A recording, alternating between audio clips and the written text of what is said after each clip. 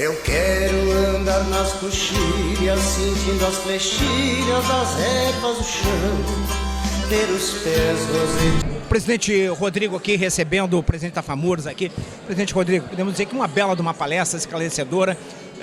Podemos dizer que num momento que podemos trazer muito tributo, muito emprego, renda, inserção social e principalmente trazer um impacto ambiental para o estado do Rio Grande do Sul. Mas a presença hoje do presidente da FAMURS, Paulo Salerno, chancela aqui esse evento. Sem dúvida.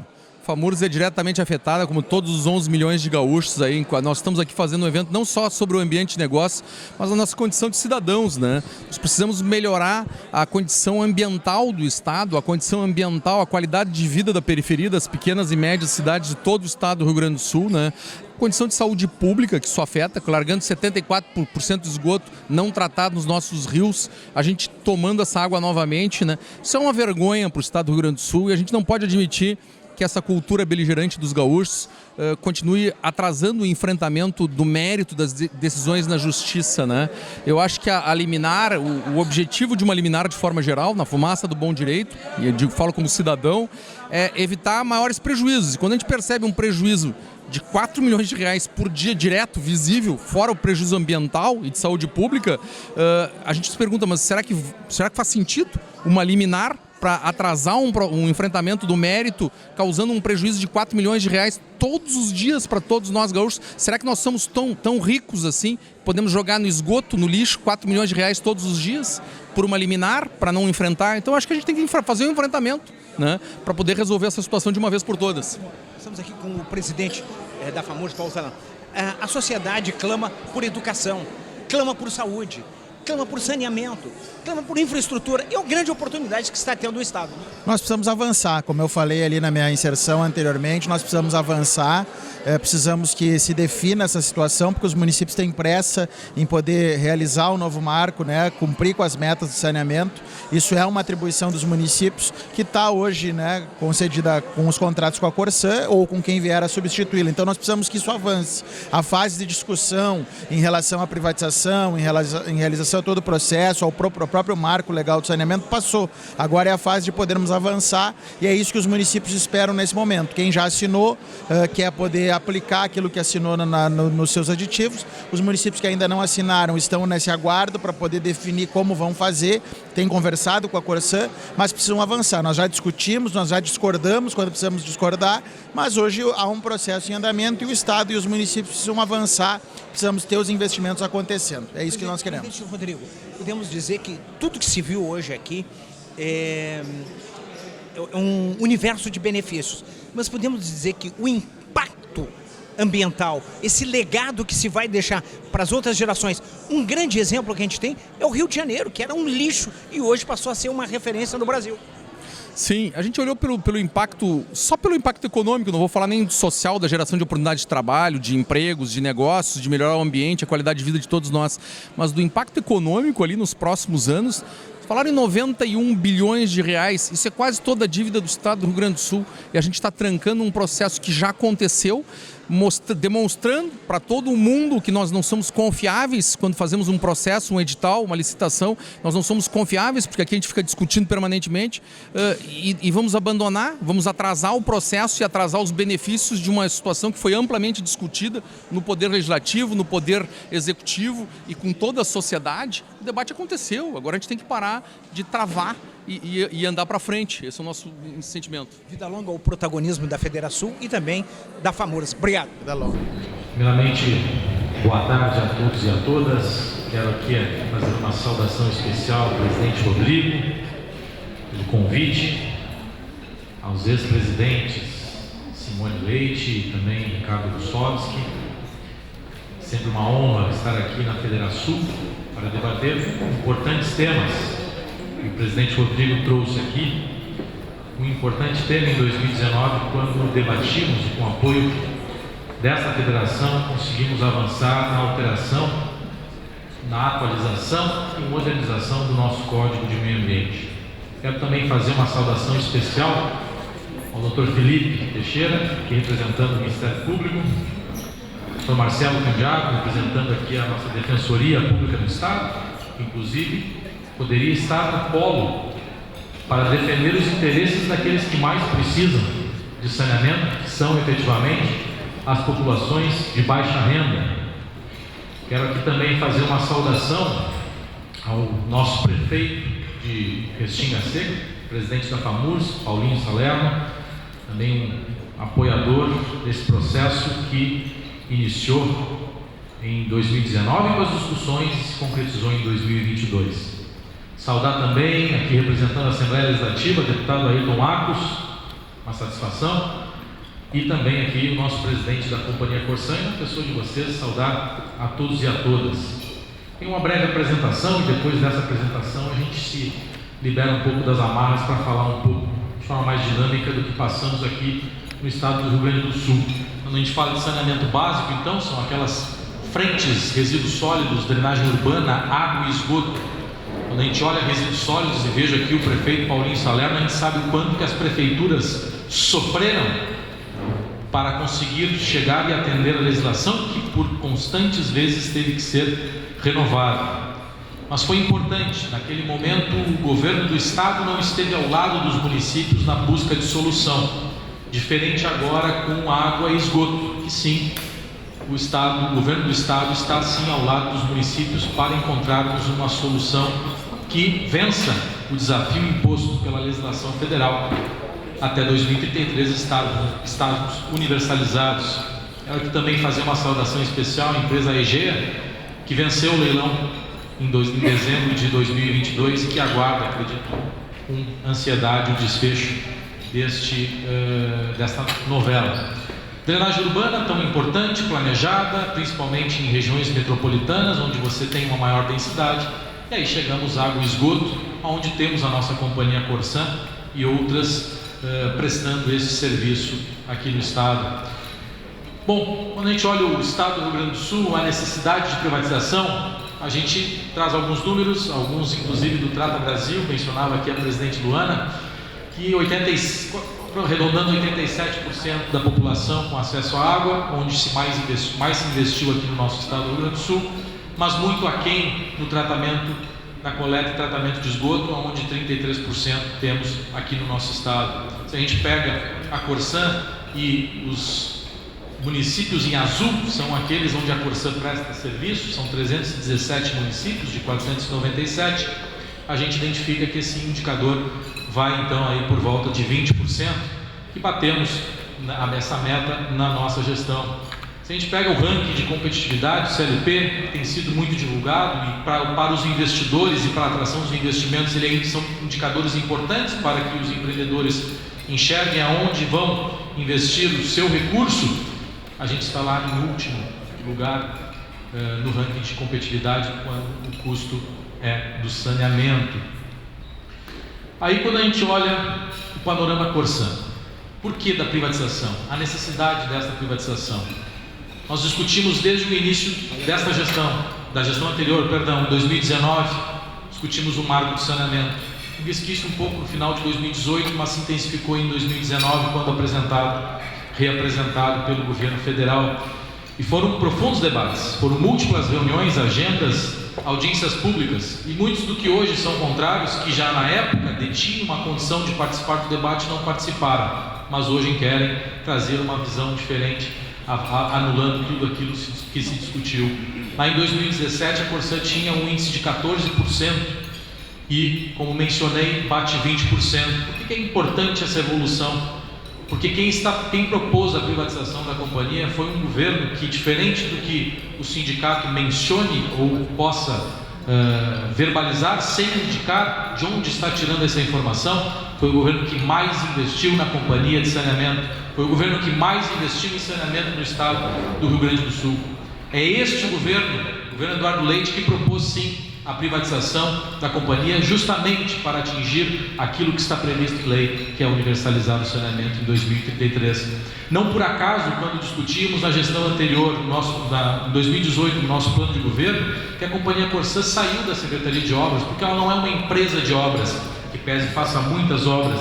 Ela é uma empresa, e ela foi para o guarda-chuva da Secretaria do Meio Ambiente, porque é uma empresa que está intimamente ligada a múltiplas áreas, mas principalmente na temática do meio ambiente. Quando a gente vê ONGs, quando a gente vê lideranças defendendo que nós temos que cuidar do nosso meio ambiente, e porventura falava quando secretário do meio ambiente, que essas pessoas verbalizavam os seus discursos com as pernas abertas e o esgoto passando a céu aberto por debaixo de si, sem fazer qualquer menção àquilo que estava ocorrendo.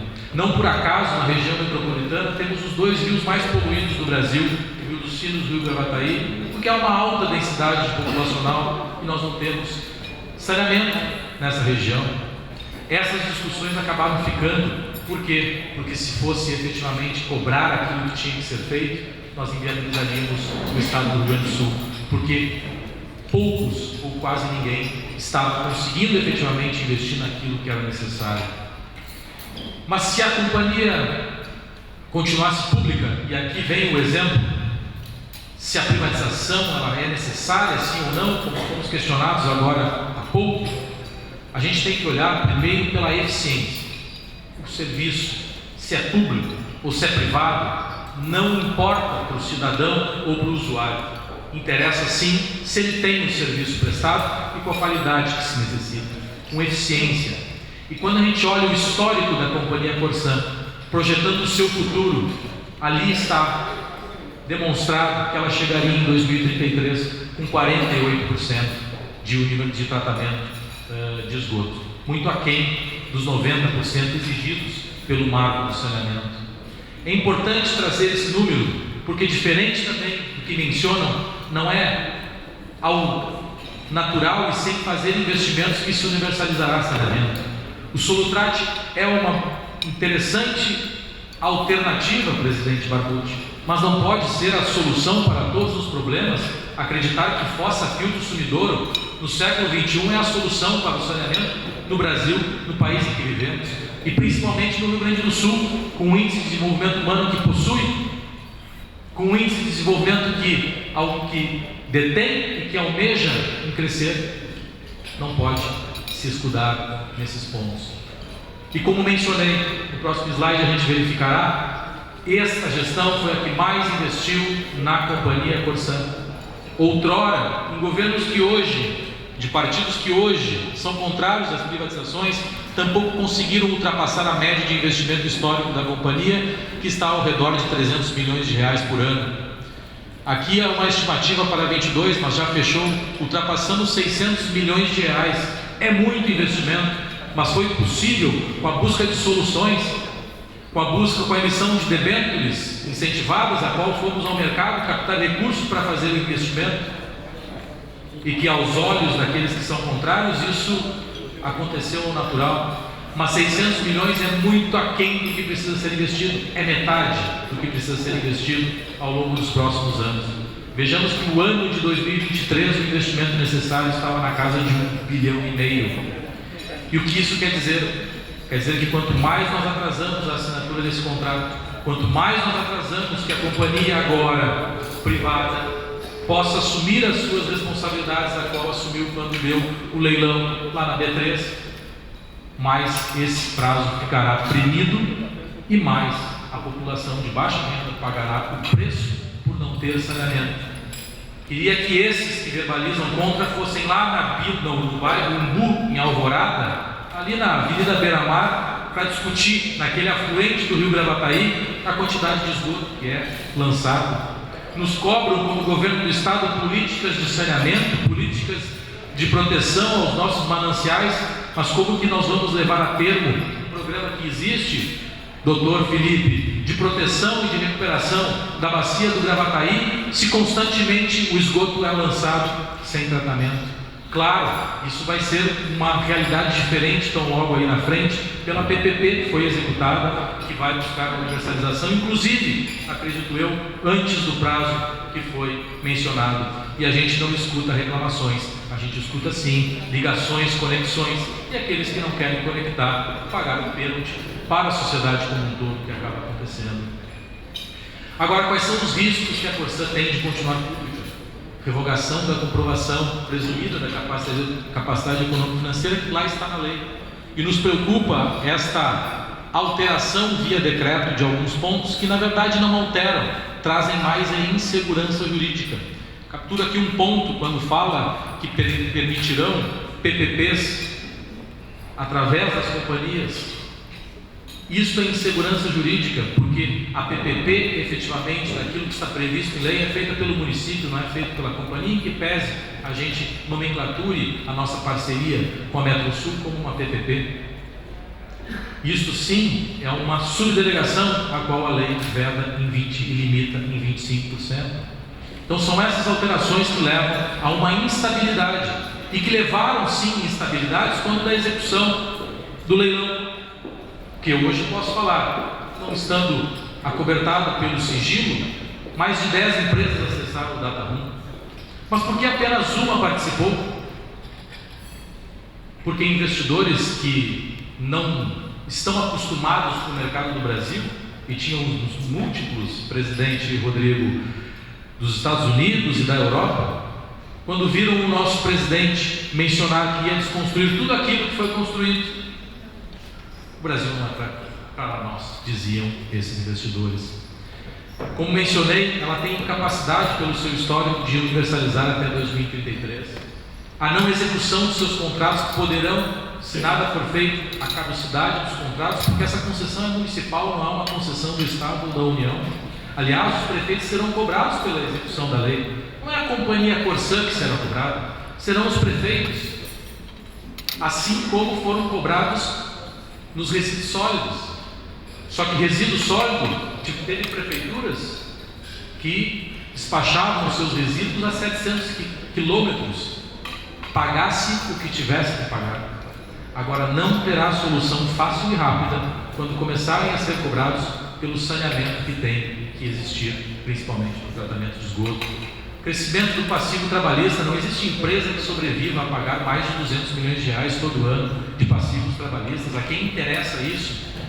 Me perdoe o sindicato, eu sou um entusiasta do sindicalismo, acredito que eles devem sim, efetivamente, defender os interesses dos seus representados, agora não fazer o que estão fazendo, porque não estão a defender os interesses dos seus sindicalizados, estão a defender sim os seus próprios interesses. E aqui que a categoria deveria compreender o quão maléfica está sendo a posição do sindicato, principalmente do Sindiágua, quando leva a termo manifestações e ações que não levam a nada, querendo rediscutir aquilo que já foi discutido.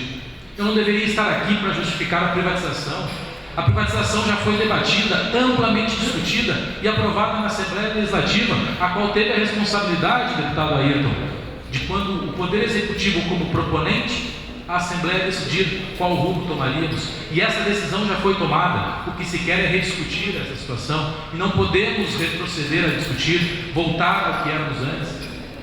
O primeiro Código de Meio Ambiente, ex-presidente Simone, demorou 10 anos para estar em realidade uma lei.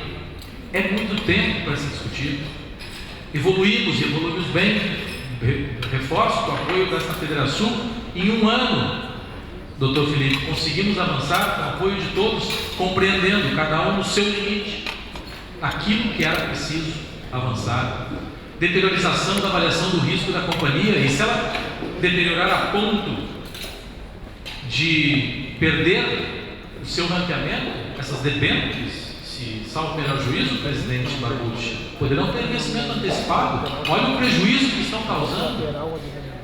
Perda dos principais ativos de receita, passivo inadministrável, impactos negativos na esfera social, econômica e ambiental. E aqui a presidente do Trata Brasil trouxe, inclusive tirei os percentuais justamente para que não tivéssemos sobreposição, mas é indiscutível os benefícios que investimento em saneamento traz para a sociedade e a manutenção de atraso de uma infraestrutura que é crítica.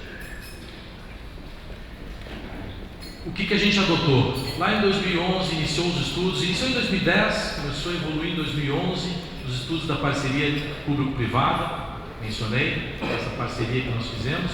Lá em 2019 conseguimos executar este projeto.